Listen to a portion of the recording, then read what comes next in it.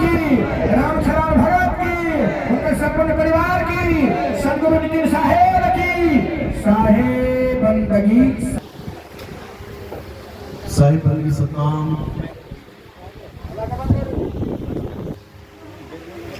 साहिब बंदगी सतनाम। साहिब बंदगी सतनाम। तो आज गोल बाजार नेपाल में परमपिता परमात्मा के मूल ज्ञान का प्रचार होने जा रहा है। बहुत बड़े भाग हैं उन जीवों के जो इस मूल ज्ञान को अपने पूरे जीवन काल में एक बार भी सुन पाते हैं, और उससे भी बड़े भाग होते हैं उन जीवों के जो इस मूल ज्ञान को थोड़ा सा भी समझ पाते हैं। क्योंकि जैसे ही थोड़ा सा समझ जाएंगे तो उनका विवेक जाग जाएगा, उसके बाद आगे से आगे बढ़ते ही जाएंगे, और मालिक की कृपा होगी तो ये पूरा मूल ज्ञान एक एक बात उनके समझ में आएगी और वो एक विवेकी हंस हो जाएंगे। लेकिन ये होता तब है जब आपके जीवन में कोई भेदी गुरु आता है, आत्मज्ञानी गुरु आता है, परमात्मा की दया से आता है। नहीं तो जन्मों जन्म बीत जाएंगे, आपकी मुक्ति नहीं हो सकती। परमात्मा सदा आपके अंग संग है, परमात्मा सदा आपके अंग संग था, है और रहेगा, लेकिन फिर भी आज तक आपकी मुक्ति नहीं हो पाई। आज भी यहीं बैठे हुए हैं, कारण क्या है कि परमात्मा तो अंग संग था, लेकिन जीवन में कोई भेदी गुरु नहीं था। तो परमात्मा तो सदा से ही है आपके पास, लेकिन मुक्ति नहीं हो पाई। मुक्ति कब होगी? जब भेदी गुरु तुम्हारे जीवन में आ जाएगा। इसलिए कबीर साहब ने गुरु को परमात्मा से भी बड़ा बताया है। क्या कहते हैं? गुरु गोविंद दोनों खड़े और ताके लागू पाए, बलिहारी गुरु आपने गोविंदियो बताए। यानी जो परमात्मा हमेशा से तुम्हारे पास था, वो तुम्हारे पास होता हुआ भी तुम्हारा कुछ भला नहीं कर पा रहा है, वरना अब तक मुक्ति दे दी होती उसने। हाँ, अब तुम्हारे जीवन में गुरु आ गया, अब समझ लो कि परमात्मा ने तुम्हारा भला कर दिया है, अब मालिक की दया हो गई है। कहते हैं प्रभु कृपाल कृपा करे, नाम नानक साधु संग मिले। कहते हैं जब मालिक की दया होती है तब तुम्हारे जीवन में क्या हो जाता है? तुम्हारे जीवन में एक गुरु आ जाता है, एक साधु आ जाता है, एक संत आ जाता है, और तुम्हें तुम्हारा ही जो खजाना है उसे खोल के तुम्हें ही दिखा देता है। तुम्हारा खजाना तुम्हें ही दे देता है, तुम्हारा परमात्मा तुम्हारे ही पास रखा देता है। तब समझो कि अब तुम्हारा जन्म मरण खत्म होगा। तो सत्संग शुरू करने से पहले परम पिता परमात्मा के नाम पे जयकारा लगाएंगे और फिर सत्संग शुरू करेंगे। बोलिए परमपिता परमात्मा की, सतगुरु बंदी छोड़ कबीर साहेब की, सतगुरु मदनपति साहेब की जय, दीवान जवाहरपति साहेब की जय, सतगुरु राम सेवक साहेब की जय, सतगुरु वैरागपति साहेब की जय, अलीनापुर धाम की जय, सभी संतों की जय, सभी भक्तों की जय, इस गांव नगर बस्ती की जय, आज के आनंद की जय, सकल हंस को बंदगी साहेब बंदगी। तो जैसा कि मैंने बताया कि परमात्मा हमारे पास होता हुआ भी दूर है, हमारे पास होता हुआ भी इतना दूर है कि जन्मों जन्म बीत जाएंगे, वो फिर भी मिलने वाला नहीं है। कितना दूर है? जितना दूध से दही दूर है, दही से मक्खन दूर है, और मक्खन से घी दूर है, इतना ही दूर परमात्मा आपसे। कोई दूध को अपने पास रखे हैं और उसे घी बनाना नहीं आता तो कितना साल, कितने महीने लगेंगे उसको, कितना समय लगेगा घी बनाने में? पूरा जन्म बीत जाएगा। जब आता ही तो क्या बनाएगा, पूरा जन्म बीत जाएगा। यानी कितनी दूर हो गया दूध से घी, पूरा जन्म लग गया तब भी घी ना बना, इतना दूर है। और कहने को है कहाँ, दूध में ही है, दूध में ही एक एक कण में घी छुपा हुआ है। लेकिन गुरु नहीं है तो पूरा जन्म निकल गया, दूध से घी ना बन पाया, इतना दूर है परमात्मा। और जब पता लग गया कि कैसे बनता है, घी बना के रख दिया। यानी तुम्हारा ही परमात्मा तुम्हारे पास आ जाएगा जो आज तक नहीं आ पाया। अगर तुम्हारे जीवन में भेदी गुरु आ जाए तो क्या कह रहे हैं, कह रहे हैं कोटि जन्म का पंथ था। यानी करोड़ों जन्म बीत जाते तब भी ना मिलता, वो वस्तु तब भी नहीं समझ में आती, वो वस्तु तब भी प्राप्त नहीं होती, क्योंकि भेदी गुरु नहीं है। तो कह रहे हैं वस्तु कहीं ढूंढे कहीं कैसे लागे हाथ, और गुप्त वस्तु तब मिले भेदी लीजिए साथ। और भेदी लीना साथ में दीनी वस्तु रखाए, कोटि जन्म का पंथ था पल में पहुंचा जा। कहते करोड़ों जन्म बीत भी चुके हैं और करोड़ों जन्म और बीत भी जाएंगे, लेकिन तुम्हें परमात्मा मिलने वाला नहीं है। क्यों? क्योंकि भेदी गुरु ही नहीं है जीवन में। अब भेदी गुरु क्या करता है? भेदी गुरु कोई मंत्र देता है क्या? भेदी गुरु क्या कोई मूर्ति पूजा करवाता है क्या? भेदी गुरु क्या कोई हवन यज्ञ पूजा पाठ जप करवाता है क्या? भेदी गुरु क्या आरती चौका करवाता है क्या? भेदी गुरु क्या चलावा चौका करके मुक्ति कराएगा तुम्हारी क्या? बिल्कुल नहीं। भेदी गुरु क्या करेगा? भेदी गुरु तुम्हें तुम्हारे परमात्मा का भेद बता देगा, और वो परमात्मा का भेद तो बताएगा ही, साथ के साथ जो तुम्हारे जीवन में जो तुम असत्य ग्रहण करके बैठे हो उसको छुड़वा भी देगा। तो कह रहे हैं सोई गुरु पूरा कहावे, जो दो अक्षर का भेद बतावे, एक छुड़ावे एक लखावे, तब प्राणी निज घर को जावे। कहते जब भेदी गुरु आ गया जीवन में, अब वो क्या करेगा? एक छुड़ावे, जो अज्ञान तुम्हें परमात्मा के नाम पे दिया गया है। किसी के गुरु ने कह दिया नाम जपो मन में, किसी ने कह दिया नाम जपो मुंह से, किसी ने कह दिया नाम जपो श्वासों में, किसी ने कह दिया अनहद नाद सुनो कान बंद करके, किसी ने जीभ को गले में लगवा के नकली अमृत पिला दिया, किसी ने श्वासों पे ध्यान करवा दिया, किसी ने नाभि से सहस्रार चक्र की यात्रा करवा दी। ये सब अज्ञान है।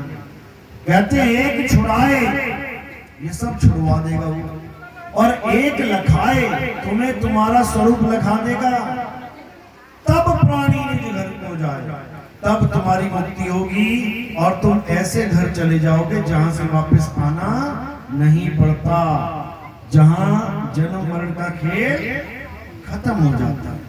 तो जब ऐसा गुरु मिल जाएगा तब तुम्हारा जन्म सफल हो जाएगा। तो साहिब इसी गुरु की महिमा गाते हुए कह रहे हैं गुरु को कीजिए दंडवत और कोटि कोटि प्रणाम, कीट न जाने भृंग को गुरु कर ले आप समान। कीट भृंग को नहीं जानता। भृंग होता है एक कीड़ा, वो अपने बच्चे नहीं होते उसके, वो किसी और कीड़ों के बच्चों को लेके आता है, दरवाजा बंद कर लेता है अपने कमरे में घुसा के, उसके बाद अपनी आवाज सुनाता है, ऐसी आवाज सुनाता है, ऐसी आवाज सुनाता है कि फिर वो अपनी भाषा ही भूल जाते हैं बच्चे कि हम क्या बोलते थे। फिर वो केवल भृंगी की ही भाषा बोलते हैं, यानी वो उनका स्वरूप ही बदल देता है। कागा से हंसा बना देता है, आम कीट से भृंगी बना देता है। तो इसी प्रकार जब आप भेदी गुरु की शरण में जाते हैं तो भेदी गुरु क्या करता है? तुम्हारा स्वरूप बदल देता है। कैसे?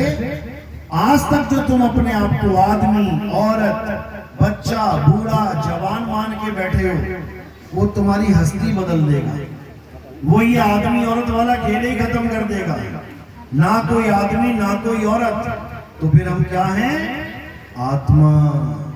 वो हमें आत्म तत्व का लखाव कराएगा, वो हमें आत्म ज्ञान से परिचित करवाएगा, और एक बार आत्म ज्ञान हो जाने पर दोबारा कभी कोई अज्ञान को प्राप्त नहीं करेगा।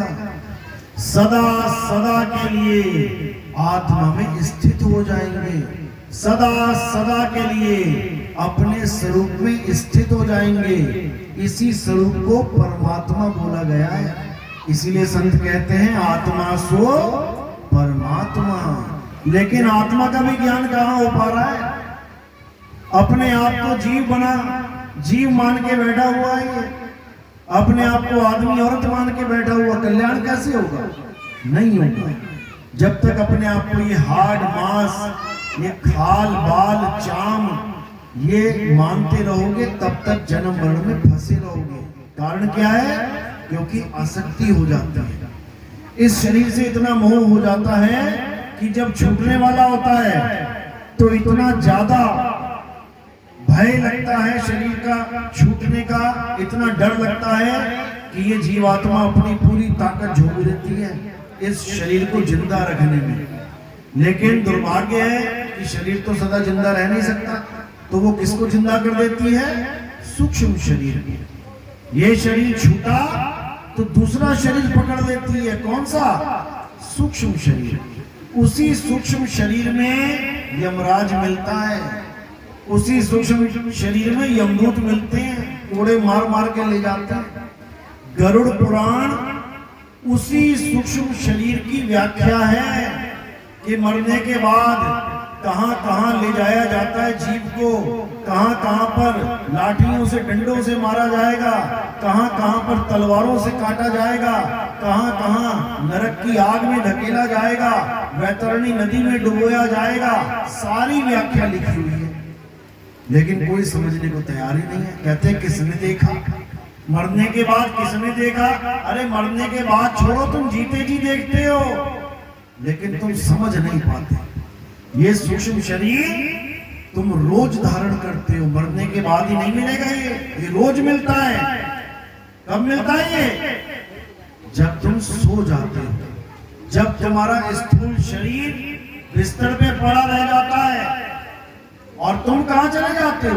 तुम जंगल में चले गए, तुम नदियों में चले गए, तुम शादी ब्याह में चले गए, तुम रिश्तेदारों से झगड़ा करने चले गए। पूरा लठ बज रहा है, पूरा झगड़ा चल रहा है, प्रेम प्रसंग भी चल रहे हैं, सपने में क्या नहीं चल रहा है? सब कुछ चल रहा है। कौन सी देह में चल रहा है ये काम? सूक्ष्म शरीर में। स्थूल कहां पड़ा है? वो बिस्तर पे पड़ा हुआ है, टेढ़ा पड़ा है, सीधा पड़ा है, कोई होश नहीं। चादर ऊपर है नहीं है, कोई होश नहीं। कपड़े पहने हैं नहीं पहने हैं, कोई होश नहीं। जमीन पे सो रहे हो कि बिस्तर पे सो रहे हो कि छत पे सो रहे हो, कोई होश नहीं। मृत शरीर पड़ा हुआ है, मुर्दे की तरह। और सपने में पूरे जागे हुए हो। कुत्ता देखा भागे, सांप देखा भागे, शेर देखा भागे, पूरे चेतन हुए पड़े हो, पूरी जागृति है। तो ये कौन सा शरीर है जिसमें तुम रात में सपने में 6 घंटे 7 घंटे 8 घंटे का जीवन जी के आते हो? वो सूक्ष्म शरीर है। और आते क्यों हो इस शरीर में? क्योंकि सूक्ष्म शरीर को याद है कि मैं कहां सोया हूं। इस सुरता को याद है कि मैं किधर से छोड़ के किधर आई हूं। तो जैसे कोई सांप बिच्छू शेर हमला करता है तो उस शरीर को 1 सेकंड में त्याग के कहां जाती है वापस? इसी स्थूल में। एकदम आंखें खोले और क्या कहेगी? शुक्र है सपना था। शुक्र मनाएगी। ये नहीं पता कि किसी और शरीर में भ्रमण करके आ रही है, क्योंकि इसको अपने बारे में कुछ नहीं पता, इसको अपने शरीरों के बारे में कुछ नहीं पता, इसको काल के जाल के बारे में कुछ नहीं पता। ये सोच रही है मैं तो गांव का प्रधान बन गया, अब क्या चाहिए? मैं तो एमएलए बन गया, अब क्या चाहिए? मैं एमपी बन गया, मैं ये बन गया, मैं वो बन गया। बड़े बड़े ऑफिसर, बड़े बड़े नेता, बड़े बड़े राजनेता, मुझे और क्या चाहिए? मैं तो बहुत बड़ा महान बन गया। महान वाहन कुछ नहीं बना, पकड़ के कान 84 में ठोक दिया जाएगा दोबारा। याद रखना, यहाँ भले तुम्हारे गले में माला पड़ जाए, डीसी साहब आए हैं, एमपी साहब आए हैं, ये साहब आए हैं, वो साहब आए हैं, वो 84 में सीधे ठोकेगा, सीधे गर्भ में साहब जी उल्टे लटक जाएंगे।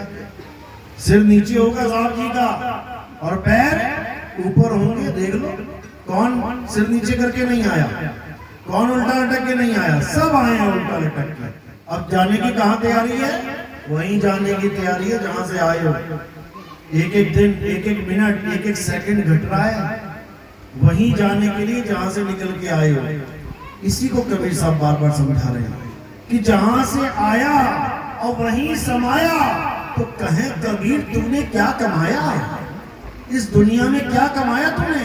जिस गर्भ जून से आया था, मालिक से अरदास करता था, कलोल करता था, कॉल करता था, परमात्मा से अपील करता था कि मुझे यहां से निकालो, मैं भक्ति करना चाहता हूं।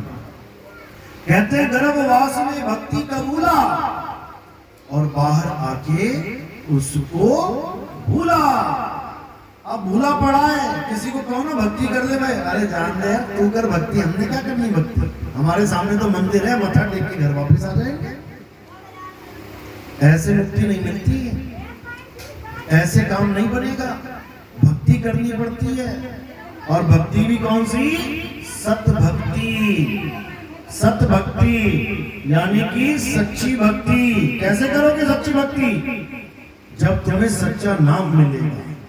सच्चा नाम कैसे मिलेगा? जब जीवन में सतगुरु आएगा।